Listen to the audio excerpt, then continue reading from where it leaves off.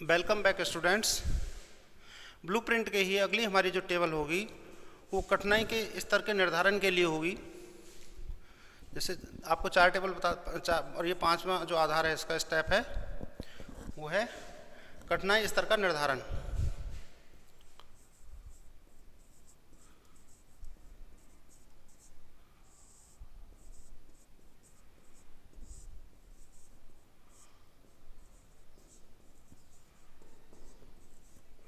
प्रश्न पत्र निर्माण के समय जब हम योजना बनाते हैं, ब्लूप्रिंट बनाते हैं, उसमें इस बात का विशेष ध्यान रखा जाता है कि हमारे बालकों की कठिनाई का स्तर क्या हो सकता है। सामान्यतः जो मनोवैज्ञानिकों ने अभी तक सिद्ध किया है वो है 1:3:1।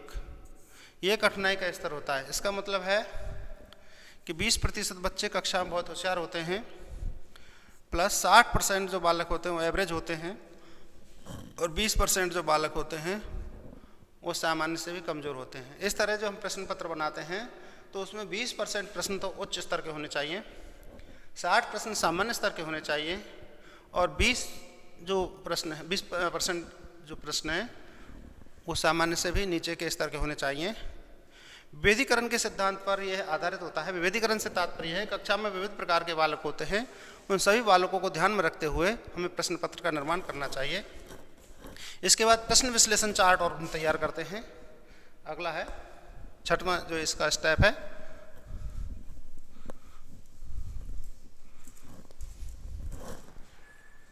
प्रश्न विश्लेषण चार्ट।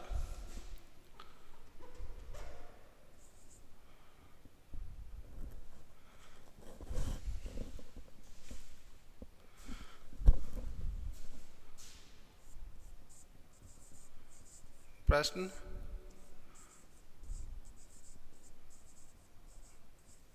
विश्लेषण चार्ट। इस चार्ट में हम पूरा जो ब्लूप्रिंट है उस पूरे ब्लूप्रिंट को स्पष्ट कर देते हैं। इसमें 7 कॉलम बनते हैं टोटल।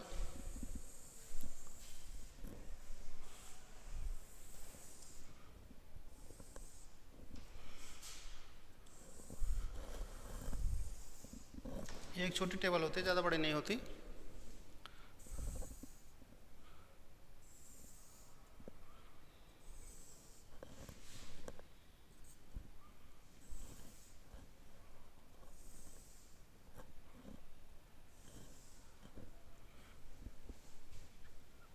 ठीक है, अब इसमें सबसे पहले लिखते हैं प्रश्न संख्या।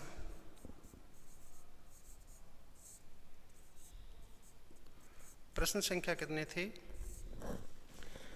उस किन किन उद्देश्यों पर वो आधारित थी,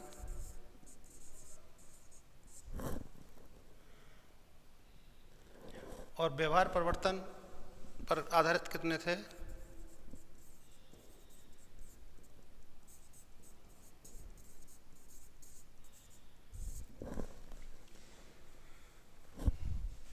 प्रकरण,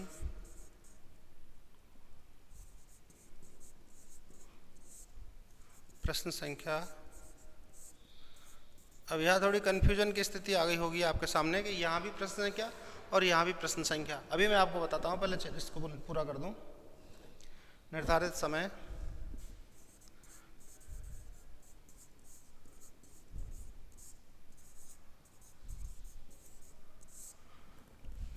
और कठिनाई स्तर।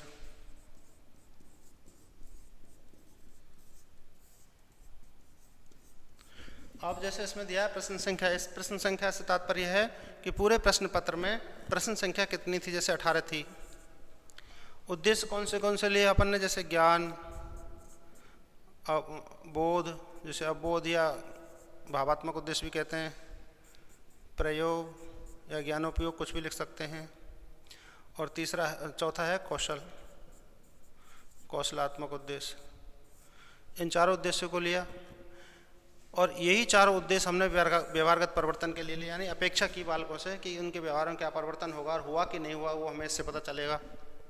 प्रकरण हमने कितने लिए, जैसे 5 हमने यूनिट्स ली या 5 पार्ट लिए तो उनकी संख्या 5 हो गई। अब प्रत्येक से कितने कितने लिए, 1 से 3, 2 से 4,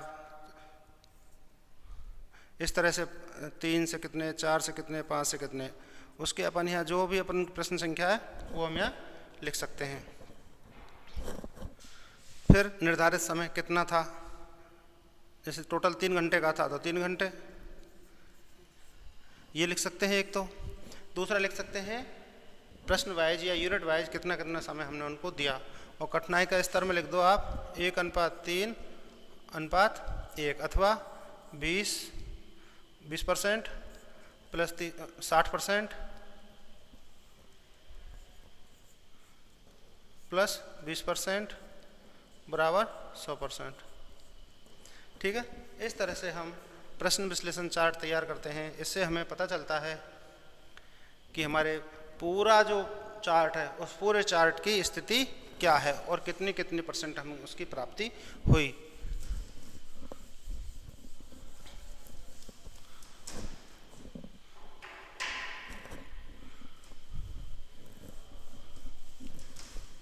अब बात करते हैं, इससे अगला जो बिंदु है वो विकल्प योजना का है। विकल्प योजना से तात्पर्य है कि प्रश्नों के अथवा वाले जो प्रश्न होते हैं उसमें कितने प्रश्न रखे, और विकल्प योजना वैसे सामान्यतः ये कहा जाता है कि अच्छा जो मूल्यांकन होता है उसमें विकल्प योजना नहीं होनी चाहिए।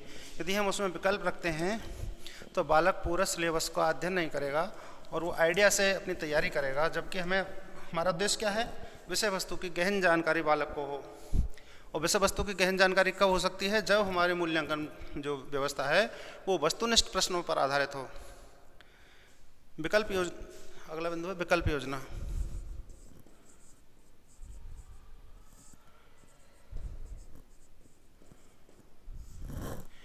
विकल्प योजना से मतलब है जो प्रश्न हमने रखे हैं उनमें निबंधात्मक प्रश्न हैं,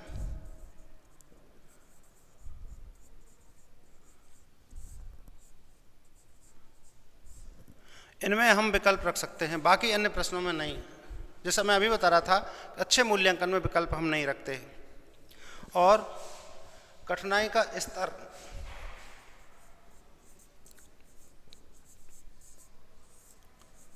कठिनाई का स्तर समान हो, यानी जो प्रश्न हमने लिए हैं विकल्प वाले, उन विकल्प के जो प्रश्न लिए हैं उनका जो पहले मेन प्रश्न का कठिनाई स्तर है वही कठिनाई स्तर विकल्प वाले प्रश्न का होना चाहिए, यानी अथवा वाले में। जैसे अपन ने एक प्रश्न ये दे दिया और यहाँ लिख दिया अथवा, फिर दूसरा प्रश्न हमने यहाँ लिख दिया, तो इन दोनों प्रश्नों का जो कठिनाई का स्तर है वो समान होना चाहिए और एक ही इकाई में से होना चाहिए, समान इकाई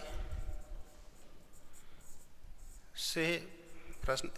इसका क्या फायदा होगा कि बच्चे गहन अध्ययन करेंगे।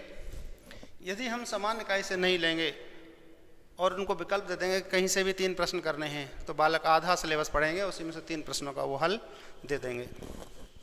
ठीक है, इस तरह से विकल्प योजना हो गई।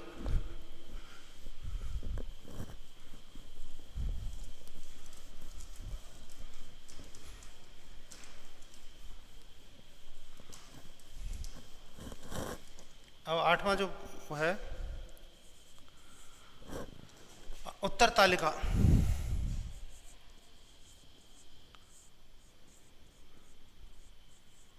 उत्तर तालिका क्यों होनी चाहिए, जिसके कारण मूल्यांकन में व्यक्ति निष्ठता समाहित नहीं हो, यानी उत्तरदाता के लिए हमें उत्तर तालिका भेजनी होगी ताकि वो उत्तरों का मूल्यांकन उत्तर तालिका के आधार पर करे।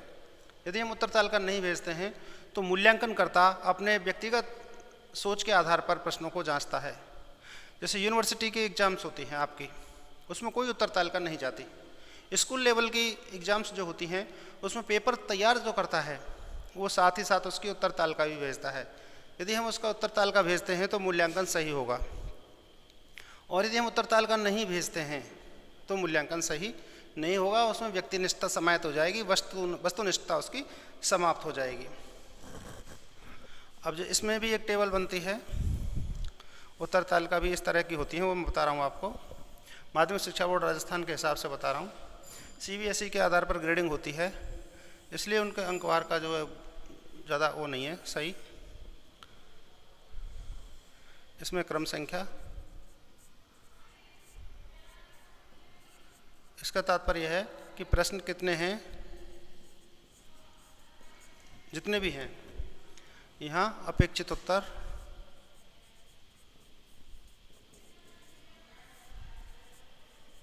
यानी जो पेपर सेटर है वो इसमें उत्तर लिखता है, सारे प्रश्नों का उत्तर उसके सामने देता है और यहाँ प्रत्येक प्रश्न का अंक भी निर्धारित करता है। जैसे हमने पूछा प्रयोजना विधि किसे कहते हैं, एक प्रश्न लिख के बताता हूँ आपको। प्रयोजना विधि किसे कहते हैं,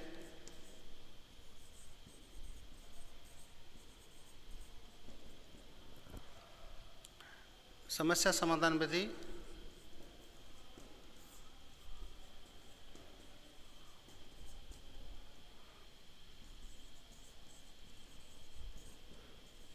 योजना विधि से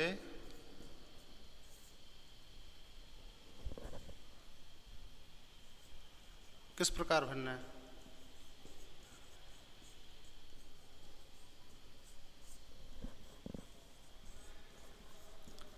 ये प्रश्न हमारा आ गया, मान लीजिए।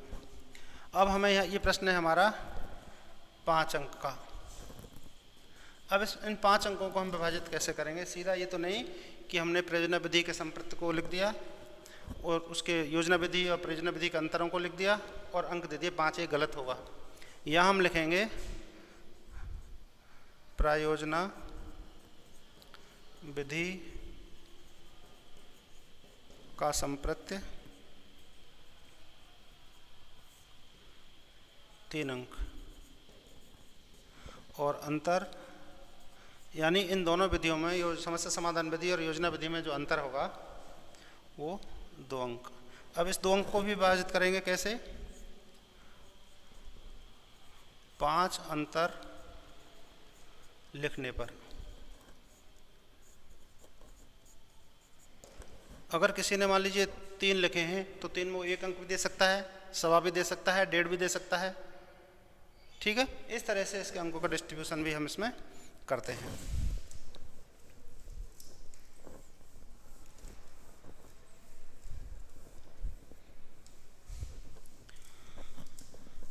इस तरह से हम ब्लूप्रिंट तैयार करते हैं। फिर क्या होता है, इसके आधार पर हम जब मूल्यांकन कर लेते हैं उसके बाद हमें परीक्षा परिणाम तैयार करना होता है। 9वां जो बिंदु है वो है परीक्षा परिणाम।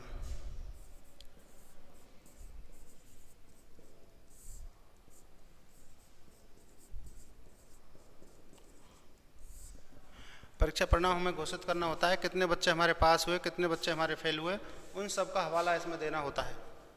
ठीक है, अब इसमें भी विशेष योग्यता वाले कितने बच्चे हैं उनके अलग टेबल, किसी विषय विशेष में विशेष योग्यता वाले बालक कितने हैं,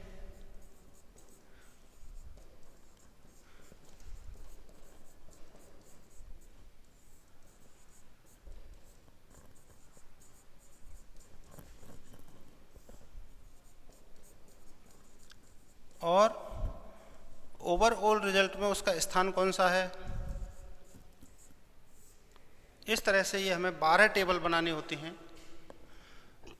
उन 12 टेबल जब कंप्लीट हो जाती हैं तो हमारा ब्लूप्रिंट तैयार हो गया। इस तरह से ये कहा जा सकता है कि ब्लूप्रिंट यानी परीक्षा की तैयारी जब हम करते हैं तो उसमें हमें ये 12 बिंदु ध्यान में रखने होते हैं और उन 12 बिंदुओं को संपादित करने के बाद हमारा मूल्यांकन एक आदर्श मूल्यांकन की श्रेणी में गिना जाएगा। अब बात आती है कि मूल्यांकन करते समय हमें किन किन बातों को ध्यान में रखना चाहिए और किन किन बातों को नहीं। सामान्यतः ये देखा गया है कि मूल्यांकन पत्र जब हम तैयार करते हैं, निर्धारित करते हैं, तो शिक्षक उसमें ज़्यादा ध्यान नहीं देता, केवल सिलेबस को सामने रख के या किताब को सामने रख के अपना प्रश्न पत्र तैयार कर लेता है, जबकि ये गलत है। प्रश्न पत्र निर्माण में हमें एक योजना बनानी चाहिए कि हमें क्या क्या करना है, क्या क्या नहीं करना है, किन किन बातों को ध्यान में रखना है, उनमें से प्रमुख बात मैं आपको बताता हूँ।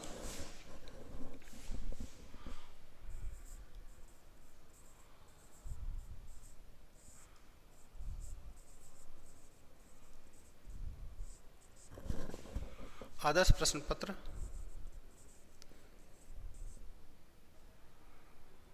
बनाते समय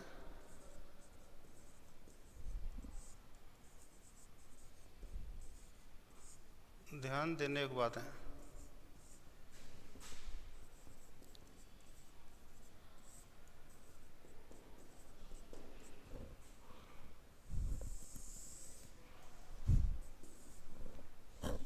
इसमें पहली बात है प्रश्नों की भाषा,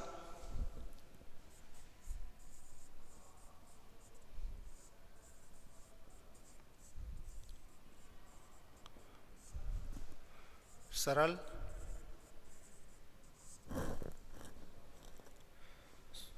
बोधगम्य,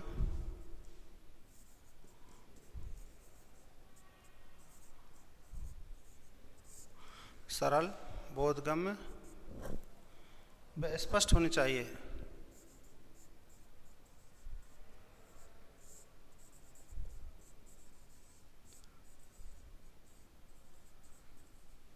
इसका तात्पर्य है जो प्रश्नों की भाषा हम काम में लें वो भाषा ऐसी होनी चाहिए जिससे बालक आसानी से समझ जाए, सरल होनी चाहिए, उसकी आम बोलचाल की भाषा में प्रश्न होना चाहिए ताकि उस और बोधगम्य मतलब समझने योग्य हो, जिसे आसानी से बालक समझ ले, और स्पष्ट अर्थात गुमराह करने वाली नहीं। जैसे शिक्षण सहायक सामग्री शिक्षण की पूरक है, शिक्षक की नहीं।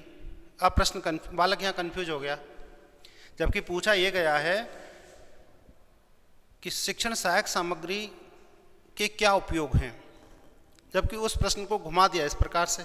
तो ऐसे प्रश्न नहीं होने चाहिए, बल्कि बिल्कुल सीधे सपाट प्रश्न होने चाहिए ताकि बालक आसानी से उनका उत्तर दे सके। नंबर 2, विभिन्न उद्देश्यों पर आधारित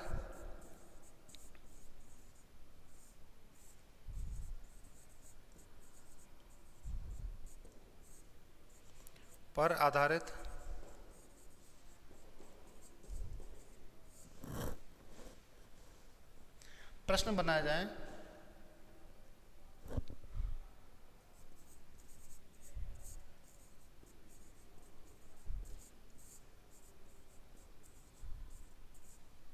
तथा अंकों का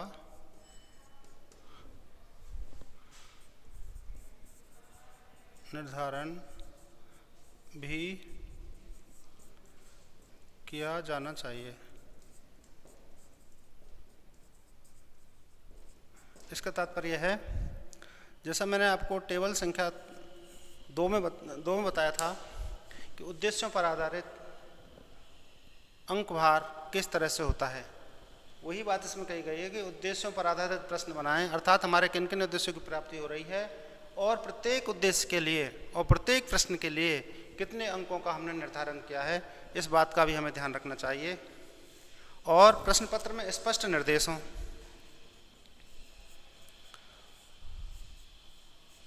प्रश्न पत्र में स्पष्ट निर्देशों, इसका तात्पर्य है जो प्रश्न पत्र हम तैयार कर रहे हैं उसमें सबसे पहले निर्देश दिए होने चाहिए कि इसमें से कितने प्रश्नों को हल करना है, कितने प्रश्नों के अंक क्या क्या हैं, जैसे निबंधात्मक का कितना है, वस्तुनिष्ठ का कितना है, अति लघुत्तरात्मक का कितना है, आदि आदि।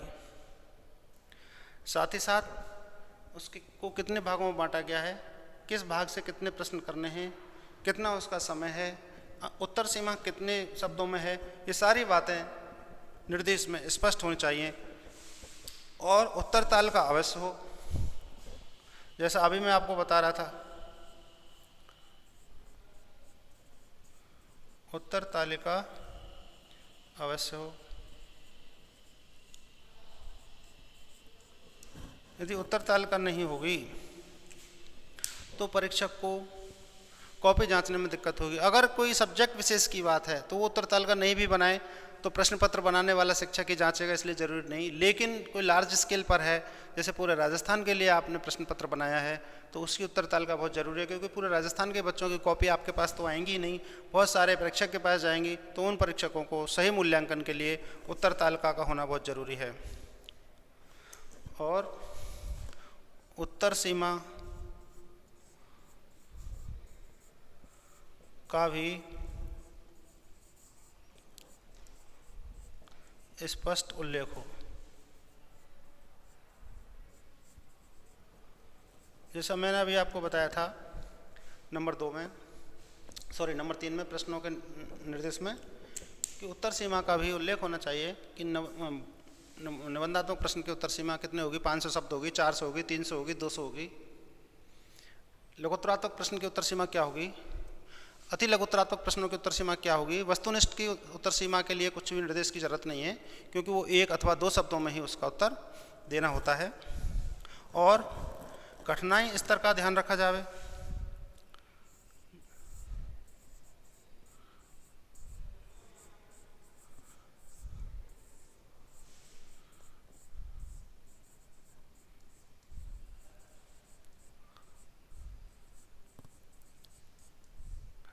जैसा मैं आपको बता रहा था कि कक्षा में जो बालकों का रेशो स्टैंडर्डाइज है वो 1:3:1 है, अर्थात 20% उच्च बुद्धि, 60% सामान्य बुद्धि और 20% डल, इस तरह के बालक होते हैं। इसलिए प्रश्न पत्र निर्माण में इस बात का ध्यान रखा जाना चाहिए कि विविधीकरण के सिद्धांत की पालना हो रही है अथवा नहीं, अर्थात विविध प्रकार के बालकों के लिए इसमें हमने प्रश्न रखे हैं, वो उनको हल कर सकते हैं या नहीं कर सकते। और विकल्प योजना की व्यवस्था की जाए।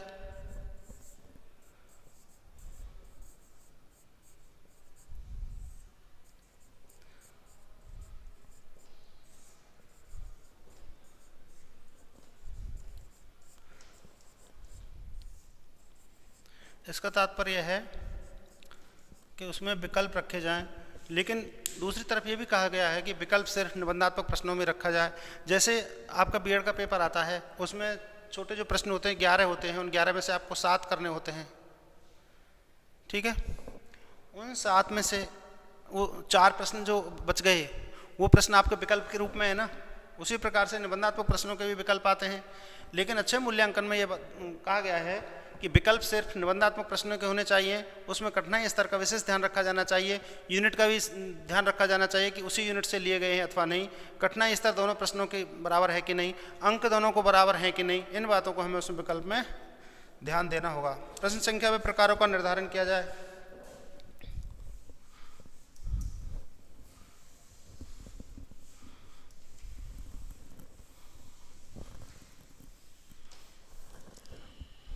आठवां है प्रश्न संख्या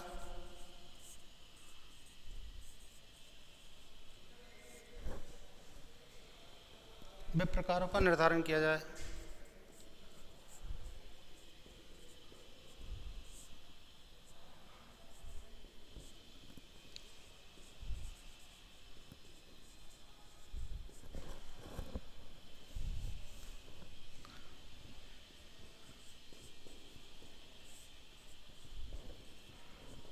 ये निर्धारित होना चाहिए कि जो मूल्यांकन करने हम बच्चों का जा रहे हैं उसमें प्रश्न संख्या कितनी होगी और कौन कौन से प्रकार के प्रश्न हम उसमें रखेंगे। ऐसा नहीं हो कि सभी प्रश्न हम एक जैसे रख दें और प्रश्न द्व्यर्थक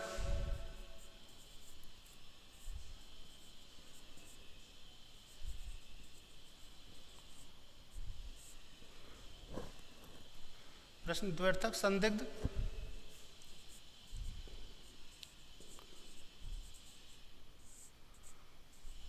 व व्याकरण की दृष्टि से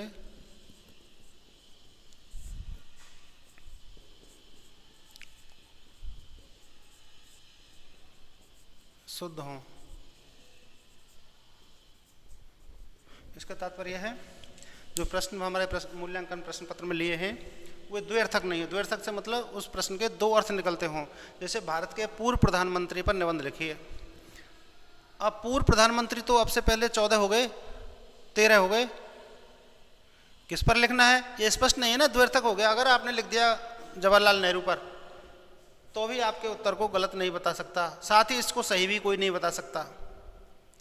इसलिए प्रश्न हमारा द्व्यर्थक नहीं हो, स्पष्ट होना चाहिए कि भारत के 5वें प्रधानमंत्री का, भारत के 8वें प्रधानमंत्री का या 10वें प्रधानमंत्री का जो भी है वो स्पष्ट होना चाहिए, संदिग्ध नहीं हो और व्याकरण की दृष्टि से अशुद्ध भी नहीं हो, उसमें व्याकरण की अशुद्धता नहीं होनी चाहिए जिससे अर्थ का अनर्थ नहीं हो। जैसे अम्ब और अम्ब,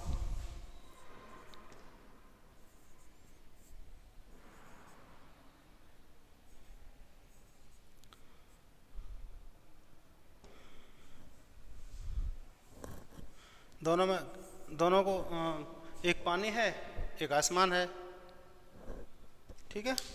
इस तरह से अलग अलग अर्थ होता है, इसलिए व्याकरण की दृष्टि से हम कोई भी अशुद्धि प्रश्नों में नहीं करें। और नंबर 10वां, तुक्के अथवा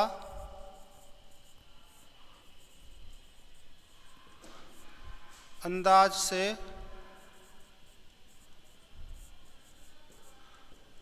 आधार पर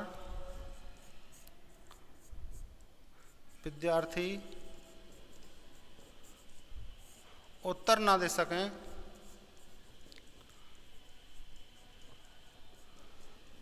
ऐसे प्रश्न बनाएं।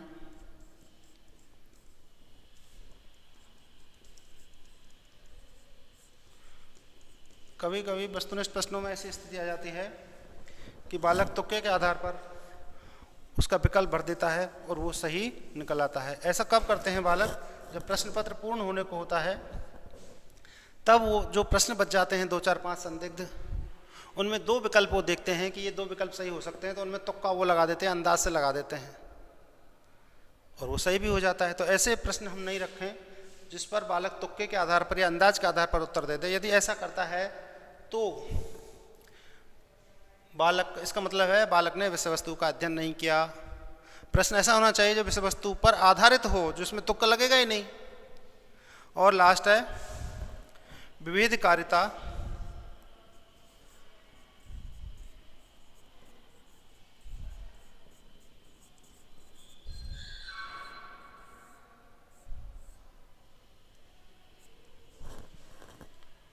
हेतु प्रश्न। इसका तात्पर्य है कि बालकों में हम विभेद कर सकें, ऐसे प्रश्न होने चाहिए। यदि हम बालकों में विभेद नहीं कर पाते हैं तो उस प्रश्न पत्र को अच्छा प्रश्न पत्र नहीं कहा गया है। इसलिए नील पत्र निर्धारण के समय, आदर्श प्रश्न पत्र बनाते समय इन निम्नलिखित बातों का ध्यान रखा जाना चाहिए। इन बातों को कभी भी नज़रअंदाज नहीं किया जाए। यदि नज़रअंदाज हम करते हैं तो हम अच्छा मूल्यांकन पत्र या प्रश्न पत्र तैयार नहीं कर रहे हैं और सही तरीके से हम मूल्यांकन बालकों का नहीं कर पाएंगे। इसलिए आदर्श प्रश्न पत्र के बनाते समय इन बातों को ध्यान रखा जाना चाहिए। इसी के साथ यह चैप्टर समाप्त हुआ। Thank you.